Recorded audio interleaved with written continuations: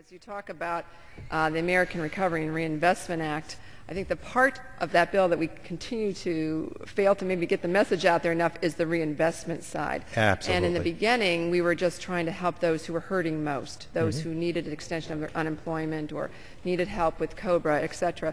But now we see many of our small businesses are actually involved in the reinvestment side as we're actually reinvesting in our economy. One of the exciting things I recently got to see was a new biomass heating unit for 3 different businesses. One is a school district owned businesses, one is a recreation center, and one is a career center in one of my communities. And I asked them about the project, $3.2 million project, 500,000 of that coming from the Reinvestment Act. And I asked them how important that money was to them, and they said it was what they needed to get over the hump.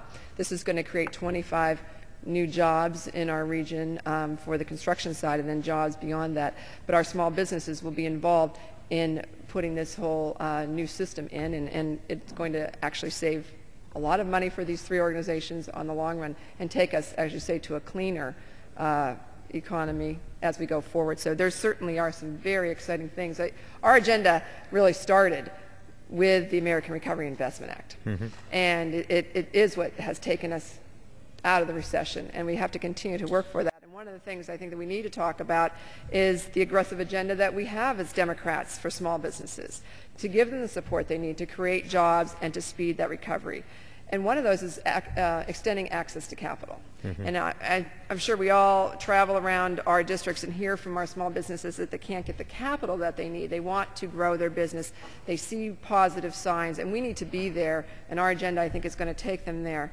For every small business, they need capital to grow, and this is really the first piece of the puzzle. But the tight credit has limited their capacity. So we need to provide alternative means for small businesses to access capital to grow, and that's why we have a couple different pieces of legislation. One I've introduced, which is the Express Loans Improvement Act, H.R. 4598, to increase the availability and the utility of SBA Express Loans, a vital source of really working capital for small businesses.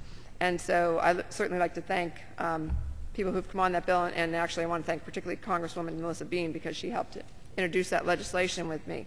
And there's a number of other loan programs through the SBA that we're working to improve for our small businesses that will help them access the capital they need to grow.